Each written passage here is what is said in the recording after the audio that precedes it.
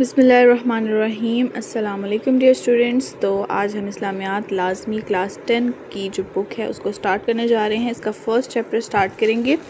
First chapter ہے آپ کے پاس علم حدیث کے متعلق ہے، یعنی کہ حدیث کی جمع و تدوین کیسے ہوئی، اس کے بارے میں آپ کا چیپٹر ہے۔ عہد نبوی صلی اللہ علیہ وآلہ وسلم، عہد صحابہ کرام رضی اللہ تعالیٰ عنہ۔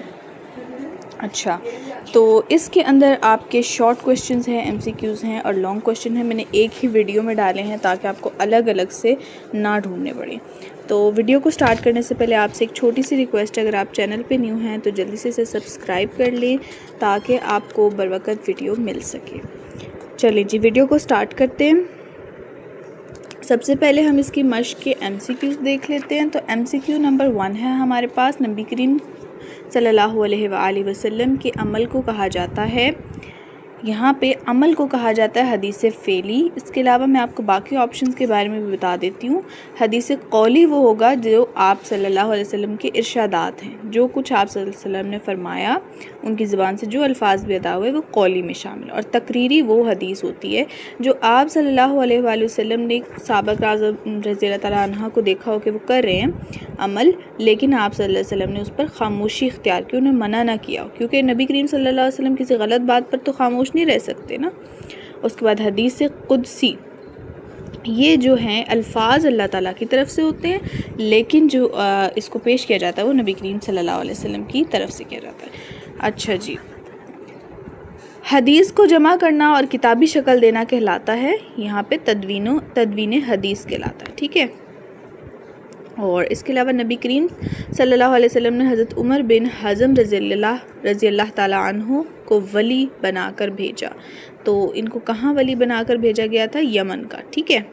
اس کے بعد صحاح ستہ میں شامل ہیں، صحاح ستہ میں 6 کتابیں شامل ہیں۔ صحاح جو ہے اس کا مطلب ہے صحیح، اور ستہ کے معنی ہیں 6، ٹھیک ہے۔ تو اس طریقے سے اس میں 6 کتابیں شامل ہیں۔ حضرت عمر بن عبدالعزیز رحمۃ اللہ علیہ نے سرکاری سطح پر انتظام کیا تھا احادیث کی جمع و تدوین کا، ٹھیک ہے، کیونکہ ان کے دور میں جو تھے معتدد صحابہ کرام رضی اللہ تعالیٰ عنہ شہید ہو گئے تھے، تو جس کی وجہ سے احادیث کے مٹ جانے کا خطرہ لاحق ہوا، جس کی وجہ سے انہوں نے جو ہے حکم نامہ جاری کر دیا کہ جمع و تدوین حدیث کی جائے۔ اچھا جی، اس کے بعد ہمارے پاس شارٹ کویشچن ہے۔ سب سے پہلا شارٹ کویشچن ہے، حدیث کے معنی و مفہوم بیان کریں۔ اس کا آنسر آپ کے سامنے ہے۔ حدیث کے لغوی معنی ہے بات چیت یا گفتگو، کسی نئی بات یا نئی چیز کو بھی حدیث کہتے ہیں۔ اسلامی اصطلاح میں آپ صلی اللہ علیہ وسلم کے ارشادات اور اعمال کو، آپ صلی اللہ علیہ وسلم کے اقوال، افعال، احوال اور تقریر کو حدیث کہتے ہیں۔ تو یہ آپ کے پاس فرسٹ کویشچن کا آنسر آ جائے گا۔ ناؤ سیکنڈ شارٹ آپ کے پاس ہے جی، تدوین حدیث سے کیا مراد ہے؟ تو سب سے پہلے آپ تدوین کے بارے میں بتائیں گے کہ تدوین کسی بھی کلام کے مختلف اجزاء کو جمع کر کے شکل دینا تدوین کہلاتا ہے۔ اس کے بعد آپ لکھیں گے، آپ کی بک میں سے ایک لائن ہے، تدوین حدیث سے مراد احادیث مبارکہ کو جمع کرنا اور انہیں کتابی شکل دینا ہے، ٹھیک ہے۔ اس کے بعد آپ یہ تھوڑا سا ریفرنس لکھیں گے کہ نبی کریم صلی اللہ علیہ وآلہ وسلم حدیث کی حفاظت کرنے والوں کو ان الفاظ میں دعا بھی دیتے تھے کہ اللہ تعالیٰ اس انسان کو خوش و خرم رکھے جس نے میری بات سنی، یاد کی اور اسے لوگوں تک پہنچا دیا، ٹھیک ہے۔ نیکسٹ آپ کے پاس تھرڈ کویشچن آتا ہے، دور نبوی میں حفاظت حدیث کے 2 ذرائع لکھیں، ٹھیک ہے۔ تو سب سے پہلے آپ یہاں پہ آپ کی بک میں مارک ہے اس کا، وہاں سے آپ مارک کر لیجئے۔ دور رسالت میں صحابہ کرام رضی اللہ تعالیٰ عنہم کے پاس احادیث مبارکہ کو محفوظ کرنے کے 3 بڑے ذرائع تھے، جن میں صحابہ کرام رضی اللہ عنہ کا احادیث مبارکہ کو حفظ کرنا، لکھ لینا اور اس کے مطابق عمل کرنا شامل ہے، ٹھیک ہے۔ یہاں پہ آپ سے 2 ذرائع مانگے ہیں، تو یہاں پہ 3 لکھی ہیں، آپ کو اسے بھی 2 ایڈ کر سکتے ہیں۔ اس کے بعد صحیفہ صادقہ سے کیا مراد ہے؟ تو صحیفہ صادقہ جو ہے حضرت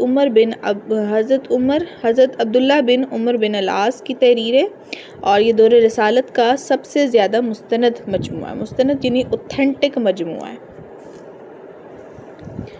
اس کے بعد ہمارے پاس لاسٹ کویشچن ہے صحاح ستہ میں سے 2 کتابوں کے نام لکھیں. چونکہ آپ کی بک میں بہت کم صحاح ستہ کا صرف نام یوز کیا گیا ہے، میں نے یہاں پہ تھوڑی سی آپ کو انٹرو دیا گیا ہے، تو آپ اس کو بھی ذہن میں رکھیے گا، اس سے آپ کو اچھی طرح سمجھ آئے گی.